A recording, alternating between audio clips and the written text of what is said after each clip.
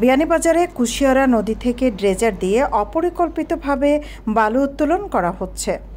অপরিকল্পিতভাবে বালু উত্তোলন করায় নদী তীরবর্তী এলাকায় ভয়াবহ ভাঙন দেখা দিয়েছে বলে অভিযোগ স্থানীয়দের।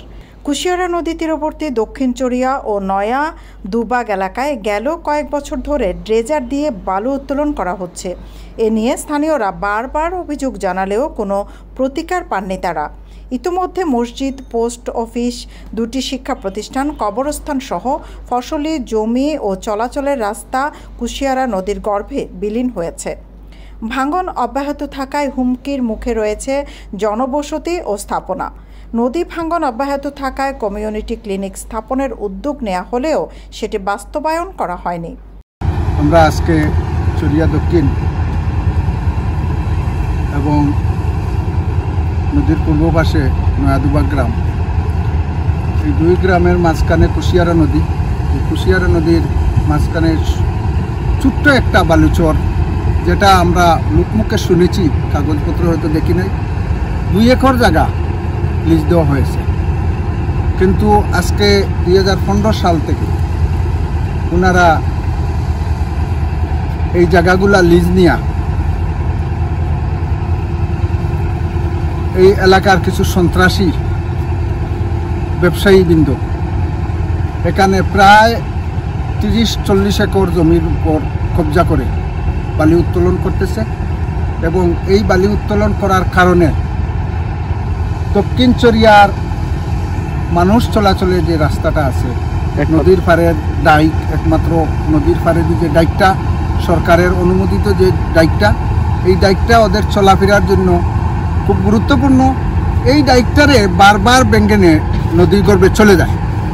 এটা দেখা গেছে যে যদি আপনার বর্ষা মৌসুমে দেখা যায় যে নদীর ভাঙন দেখা যাচ্ছে না, কারণ ভাঙনটা নিচে পড়ে যায়। যখন পানি শুকাতে কমতে শুরু করে তখনই নদীর পাড়টা ভাঙ্গা নদী গর্ভে চলে যায়। আমরা বারবার দেখেছি এই বছর, যেমন আপনার বৈশাখ মাসে যখন প্রথম পানি আসে, তখনই এই ডাইকটা, এই যে ইটসলিংকের ডাইকটা ছিল, ওই ডাইকটা ভেঙে চলে গেছে এবং এদিকে পানি গ্রামে ঢুকতে শুরু করেছে। তখন তাৎক্ষণিকভাবে এই প্রশাসন থেকে 2 মাস পরে এটারে মাটি ভরাট করে পানিটা বন্ধ করা হয়েছে। বালি উত্তোলন কারণে আপনার এখানে একটা গুরুস্থান আছে, যে গুরুস্থানগুলা প্রায় বিলীন হয়ে গেছে, সামান্য একটু জায়গা আছে। এবং প্রাইমারি স্কুল ছিল, স্কুল ভেঙে নিয়ে চলে গেছে। মসজিদ 2বার তারা স্থানান্তর করেছেন এবং 3 নম্বর বার এই মসজিদটারে আবার তারা নির্মাণ করতেছে। শুধু এই বালি উত্তোলন করিয়া নদীর মাঝখানটা গভীর করার কারণে পানি যখন নিচে চলে যায়, তখন নদীর পাড়টা ভেঙে মানুষের বাড়িঘর, মসজিদ, মাদ্রাসা এবং গুরুস্থান সবগুলা নিয়ে যাচ্ছে। আমি এই প্রশাসনের কাছে এই সহযোগিতা চাবো, প্রশাসনের কাছে এই অনুরোধ জানাবো যে এই বালি উত্তোলনটা, এই লিস্টটা বাতিল করে বালি উত্তোলনটা বন্ধ করার জন্য এলাকাবাসীর আকুল আবেদন আপনাদের কাছে। আপনারা দয়া করি এই আবেদনটুকু কামিল করবেন ইনশাআল্লাহ। আমাদের অনুরোধটুকু আপনারা রাখবেন। আমরা আকুলভাবে আবেদন করছি যে এইসব গুরুত্বপূর্ণ যে স্থানগুলা, যে আপনার কবরস্থান, মসজিদ, স্কুল এবং একটা পোস্ট অফিস ছিল, এটা ভেঙে চলে গেছে, কিন্তু এখন আর ওরা নির্মাণ করে না, কার বাড়িতে নাকি নিয়ে এটা চালাইতেছে। তো আমি অনুরোধ করব, এবং এখানে একটা চরিয়া হসপিটাল নামে একটা স্বাস্থ্য কমপ্লেক্স আছে। এই স্বাস্থ্য কমপ্লেক্সের এখানে এই পিছনের দিকে এই জায়গাটা আমাদের এক লোক ইয়ে করে দিছিল, মনে হয় দান করে দিছিল। এই জায়গাটায় ঝুঁকিপূর্ণ হওয়ার কারণে এই স্বাস্থ্য কমপ্লেক্সটা সরকার নির্মাণ করছে না। এই নদী ভাঙনের কারণে বারবার ব্যাংকে চলে যায়, নদী গর্ভে জমিন চলে যাচ্ছে। তো এটা সরকার এখানে নির্মাণ করতেছে না। আমরা এগুলারে রক্ষা করার জন্য এই বালি উত্তোলনটা বন্ধ করে, লিজটা বন্ধ করে, এবং 2 একর জায়গার মধ্যে লিজ দেওয়া। এবং তাদের এখন আপনারা দেখেন, তারা হয়তো এই 2 একর জায়গা অনেক সামনে, কিন্তু তারা এখন যেখান থেকে বালিটা উত্তোলন করতেছে প্রায় 20 একর জায়গা পিছন থেকে উত্তোলন করতেছে। এটা আমরা আবেদন জানাচ্ছি, আপনারা প্রশাসনে এটার ব্যবস্থা গ্রহণের জন্য অনুরোধ জানাচ্ছি। বালু উত্তোলন বন্ধ করে নদী ভাঙনের কবল থেকে রক্ষা করতে প্রশাসনিকভাবে প্রয়োজনীয় ব্যবস্থা নেয়ার দাবি জানান স্থানীয়রা।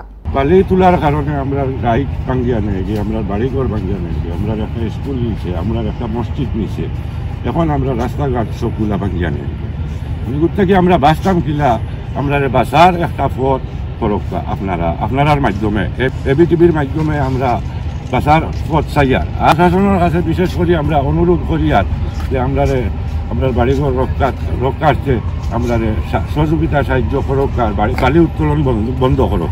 গত কত বছর থেকে আমরা ভোগান্তিতে ভুগিয়া নদী ভাঙ্গন তার মাঝে বালি উত্তোলন তো মাঝখানে কতদিন অফ আছিল এখন আবার স্টার্ট হয়ে গেছে। বিষয়টা হইল সরকার যে কোনো কাম করতে পারবা কিন্তু জনগণের যারা ভুল হয় না জনগণের যাতে ক্ষতি হয় না ওলা কাম সরকারে করতে পারবা কিন্তু ইনো আমরা ক্ষতিও বলতে অলরেডি আমরা 3টা মসজিদ গেছে 4 নম্বর মসজিদ আছে এটা আমরা অলরেডি বানানি চলের এ পর্যায়ে মসজিদ যাওয়ার সম্ভাবনা আছে 2টা গুরুস্থান আছে একটা 2টার অর্ধেক গেছে কি বেশ অর্ধেক গেছে কি তাছাড়া হসপিটালের জায়গা আছে হসপিটালের জায়গা ঝুঁকিপূর্ণ সরকারি হসপিটাল দিরা না কারণ নদী ভাঙ্গনের কারণে যে কোনো সময় আক্রমণ করতে পারে। তো আমরা নির্বাহী গেছে 2বারও গেছি বাট আমরা উপযুক্ত কোনো রেজাল্ট পাইছি না হয়েছে না আরও 3 দিন বাদে যাইতাম জানি না আল্লাহ যেন কতটুকু হইব। তো এই অবস্থায় যদি বালি উত্তোলন হয় পানি কমা বাদে আবার যখন সাপোর্ট থাকতো না 11 বছর 12 বছর আগে আমরা ব্লকের একটা আইছিল প্রজেক্ট আইছিল ব্লগও হয়েছে না কিন্তু সেনে হয়েছে না এখান খবর খেয়েও নেওয়া তাইছে না আজ পর্যন্ত বাতিল করিয়া দিলাইছে। তো এই যে নাটক চলে এটা বন্ধ থাকতো এবং আমরা প্রায় 1000 থেকে 1500 স্টুডেন্ট বাজারও যাই স্কুলও যাই রোডে বাজারও যাই আমরা গ্রামের মানুষ রোডে এগুলা তো পারতাম নয় আমরা গ্রাম তো বাঁচাইতে সবে মিলিয়া এক হইয়া কারণ ও বিষয়ে কিতা করা যায় সবে যদি একটা সাপোর্ট দিতা আমরা সবার সাপোর্ট চাইলাম। সম্প্রতি এ বিষয়ে উপজেলা নির্বাহী কর্মকর্তা বরাবর লিখিত অভিযোগ জানিয়েছেন ভুক্তভোগী এলাকাবাসী। সৈয়দা আখি হক, এবিটিভি।